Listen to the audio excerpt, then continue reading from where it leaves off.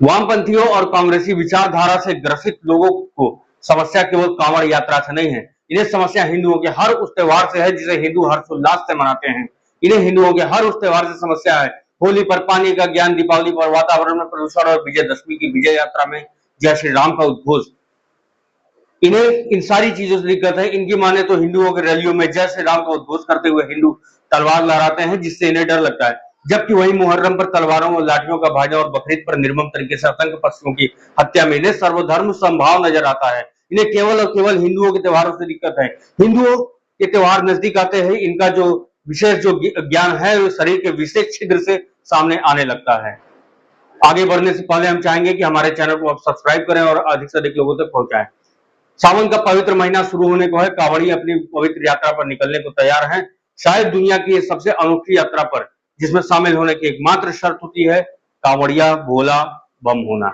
इस कांवड़ यात्रा के दौरान होने वाली गड़बड़ियों को रोकने के लिए यूपी के मुजफ्फरनगर की पुलिस ने एक आदेश जारी किया।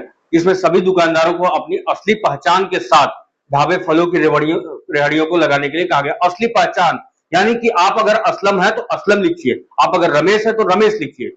मुजफ्फरनगर पुलिस के आदेश के सामने आते ही तमाम सेकुलर उदालियां उठनी शुरू हो गई, जबकि इस आदेश में ऐसा कुछ भी नहीं कहा गया कि आप मत लगाइए। असुद्दीन ओवैसी उसे नाजीवाद से जोड़ने लगे तो अखिलेश यादव किसी और चीज से। मोहम्मद जुबैर जैसे वामपंथी कांग्रेसी इकोसिस्टम के झूठ फैलाने वाले कथित फैक्ट चेकर इस आदेश को धार्मिक भेदभाव कहकर लोगों को भड़काने की कोशिश में जुट गए। इसी बीच आवाज आई पूर्व केंद्रीय मंत्री और बीजेपी नेता मुख्तार अब्बास नकवी की, जिन्होंने इसे अस्पृश्यता से ही जोड़ दिया। मुख्तार अब्बास नकवी ने एक्स पर लिखा, कुछ अति उत्साही अधिकारियों के आदेश हड़बड़ी में गड़बड़ी वाली अस्पृश्यता की बीमारी को बढ़ावा दे सकते हैं। आस्था का सम्मान होना ही चाहिए और अस्पृश्यता का संरक्षण नहीं होना चाहिए। उन्होंने एक्स पर लिखा, जन्म जात मत पूछिए का जात अरूपात, रैदास पुत्र सब प्रभु के कोय नई जात को जात। अब नकवी साहब ने ये बात तो कह दी, लेकिन वो शायद भूल गए कि वो कांवड़ यात्रा पर सवाल उठा रहे हैं और आस्था को अस्पृश्यता से जोड़ रहे हैं। पुलिसिया फैसले पर सवाल उठाते उठाते उन्होंने ऐसी नाजुक डोर को छेड़ दिया जिसका कांवड़ यात्रा से दूर दूर तक कोई लेना देना नहीं है। दरअसल सावन का महीना नजदीक आते ही शिव भक्त अपनी तैयारी में लग जाते हैं। शिव भक्त उस यात्रा की तैयारी में लगते हैं जिसमें उन्हें कई दिनों तक पैदल चलना पड़ता है। इस यात्रा को कांवड़ यात्रा कहा जाता है। उत्तर भारत में खासकर यूपी, बिहार, दिल्ली, हरियाणा, राजस्थान, मध्य प्रदेश जैसे राज्यों में शिव भक्त अपनी कांवड़ यात्रा निकालते हैं। वो पवित्र जलाशयों से जल लाते हैं और खासकर ये जो जल है वो गंगा नदी का जल होता है और अपने आराध्य भगवान शिव को जल समर्पित करते हैं। कांवड़ यात्रा के दौरान कांवड़िये तमाम कठिनाइयों का सामना करते हैं। पैरों में छाले पड़ जाते हैं, शरीर में भयंकर दर्द होता रहता है, बुखार जुकाम से शरीर कपने लगता है, एक एक कदम जो है वो आगे बढ़ना दूभर होने लगता है। बावजूद इसके वो अपनी जो कांवड़ यात्रा है वो जारी रखते हैं। हालांकि इन्हीं रास्तों पर इन शिव भक्तों की खूब आवभगत भी होती है।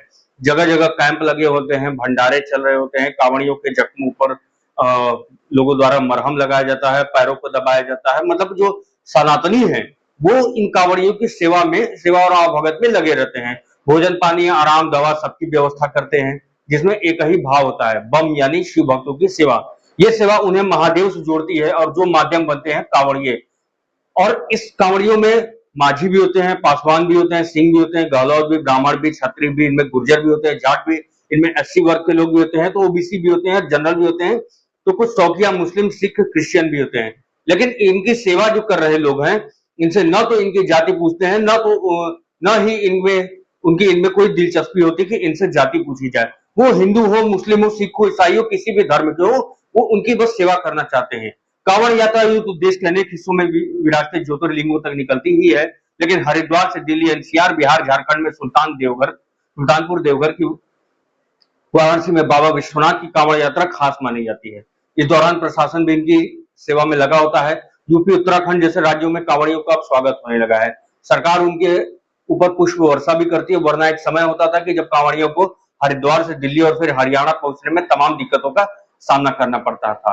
अब तो खैर जन दबाव में ही सही कांवड़ियों के लिए कॉरिडोर तक बनाया जाने लगा है, वरना वो दिन बहुत पीछे नहीं छूटे जब आए दिन कांवड़ियों पर हमले या फिर उनके पलटवार की खबरें अखबारों के पन्नों में होती थी। कांवड़ियों पर हमले होते थे, कई कांवड़ियों की जान भी चली जाती थी इसमें। अगर आप पिछला रिकॉर्ड खंगाल के देखें तो आपको सारी चीजें गूगल पर मिल जाएंगी। इन सब के बावजूद कभी भी कांवड़ियों के उमंग और उत्साह में कमी नहीं नजर आई।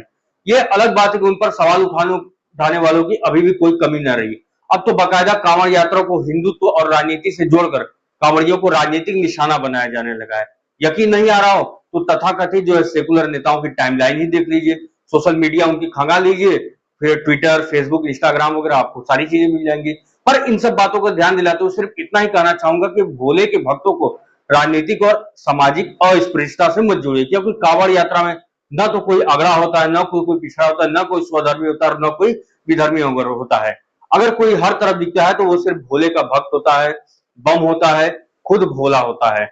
दरअसल ये जो वामपंथी है, ये जो हर बार हिंदुओं के त्योहारों पर सवाल उठाते हैं, कांवड़ यात्रा पर सवाल उठाते हैं, ये इन्हें समस्या केवल कांवड़ यात्रा से नहीं है, इन्हें समस्या हिंदुओं के हर उस त्योहार से है जिन्हें हिंदू हर बार उमंग और हर्षोल्लास से मनाते हैं। इन्हें हिंदुओं के होली पर पानी का ज्ञान, दीपावली पर वातावरण में प्रदूषण और विजयदशमी की विजय यात्रा में जय श्री राम के उद्घोष से दिक्कत है। कई लोग वामपंथियों को तो हमने यह तक कहते हुए सुना है कि हिंदुओं की रैली में जय श्री राम कहकर तलवार भाजते रहते हैं, लेकिन आज तक ऐसा कभी दिखा नहीं। इन्हें जय श्री राम के नारे से दिक्कत है, जिससे इन्हें डर लगता है। जबकि वही मुहर्रम पर तलवारों और लाठियों का भाजना और बकरीद पर निर्मम तरीके से असंख्य पशुओं की हत्या में इन्हें सर्वधर्म संभाव नजर आता है। इन्हें केवल और केवल हिंदुओं के त्योहारों से दिक्कत है। इन्हें तब नजर कुछ भी नजर नहीं आता जब विजयदशमी की रैलियों पर, जब किसी की राज्यों में विजयदशमी की रैलियां निकलती हैं और उनमें गैर हिंदुओं द्वारा हमले किए जाते हैं, पत्थरबाजियां की जाती हैं, तब इन्हें वो चीजें नहीं नजर आती हैं। इन्हें केवल और केवल हिंदुओं के त्योहारों से ही समस्याएं हैं।